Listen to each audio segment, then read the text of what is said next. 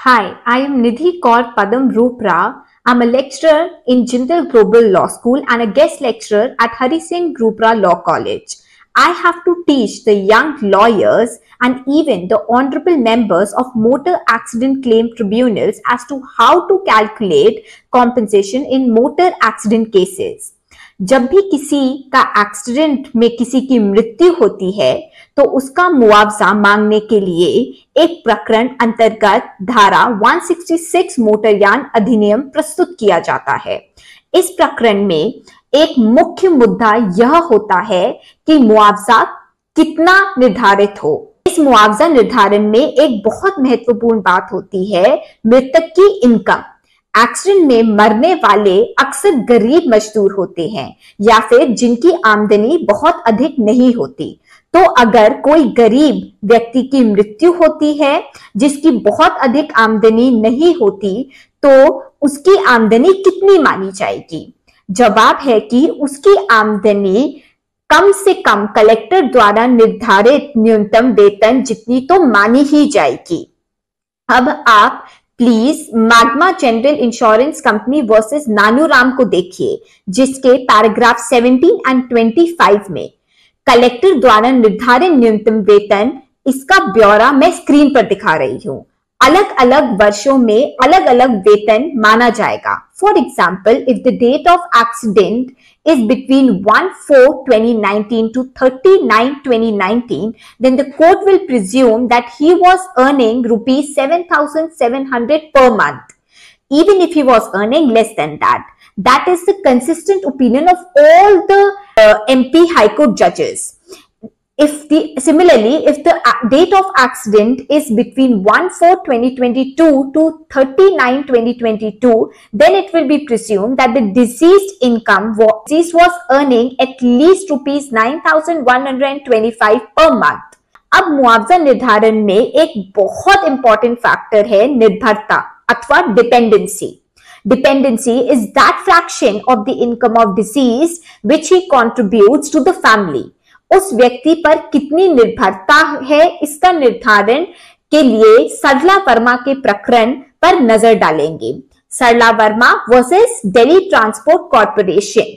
सरला वर्मा की कंडिका 30 में यह स्पष्ट लिखा हुआ है कि अगर मृतक अविवाहित है और उसके ऊपर निर्भर परिवार के लोग 2 से 3 हैं, तो मृतक की जितनी भी आमदनी है उसका 1/3 हिस्सा वह अपने ऊपर खर्च करता था, ऐसा माना जाएगा। अर्थात निर्भरता मृतक की आमदनी के मात्र 2/3 रहेगी। Means if he was earning rupees 1,500 per month, then he would be contributing rupees 1,000 to the family.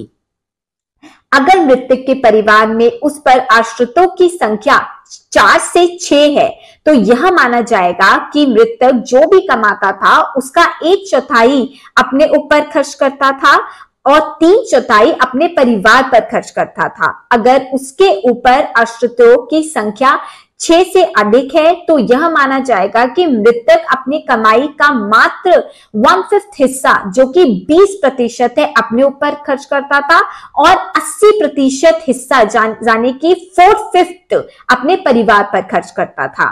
अगर मृतक बैचलर है यानी कि अविवाहित युवक है तो यह माना जाएगा कि मृतक 50% अपने ऊपर खर्च करता था और 50% अपने परिवार पर खर्च करता होगा। अर्थात अगर कोई बैचलर एक महीने में 10,000 रुपए कमा रहा है तो 5,000 वह अपने ऊपर खर्च करता था, 5,000 वह अपने परिवार पर खर्च करता होगा। अब मैं बताऊंगी भविष्य में संभावनाओं को देखते हुए आमदनी की बढ़ोतरी के बारे में, which is increase of income against future expectancy. This is the law laid down in National Insurance Company Limited versus Pranay Sethi, where paragraph 59.3 and 59.4 which slightly modifies सरला वर्मा। अब अगर कोई मृतक युवक है जिसने एक माह में 10,000 रुपए कमा रहा था और उसकी मृत्यु हो जाती है तो क्या वह हमेशा इतना ही कमाता? नहीं, उसकी आमदनी बढ़ती। If his age was below 40 years, then increase of income against future expectancy would be 40%.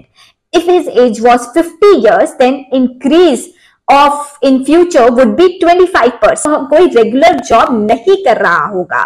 अगर वह किसी सरकारी नौकरी पे है तो यह तीनों फिगर इस प्रकार बढ़ जाएंगे। Age less than 40 increase against future expectancy would be 50%. Age less than 50 increase would be 30%. Age more than 50 to 60 increase would be 15%. Above 60 there would be no increase. Now, this means that if the age of the deceased is 25 years and his income is rupees 10,000 per month, then for the purpose of calculation of compensation, it will be presumed that he was earning rupees 14,000 and he was in a government job. Then it will be presumed that his income was rupees 15,000 per month. अब सारे वर्षों की आमदनी हो गई 15,000 into 12 अर्थात 1,80,000। अगर वह अविवाहित युवक था तो निर्भरता हो गई 90,000 रुपए। अब अगला प्रश्न है मल्टीप्लायर का। मृतक कितने वर्ष परिवार को पालता है? इसका जवाब सरला वर्मा में है जो प्रणय सेठी ने भी अप्रूव किया है। मैं यह चार्ट दिखा रही हूं स्क्रीन पर। एज ग्रुप का 15 से 20 का मल्टीप्लायर है 16।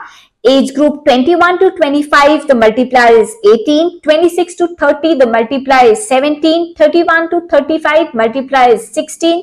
36 to 40, the multiplier is 15. 46 to 50, multiplier is 13. 51 to 55, multiplier is 11. 56 to 60, multiplier is 9. 61 to 65, multiplier is 7. 65 plus the multiplier is 5.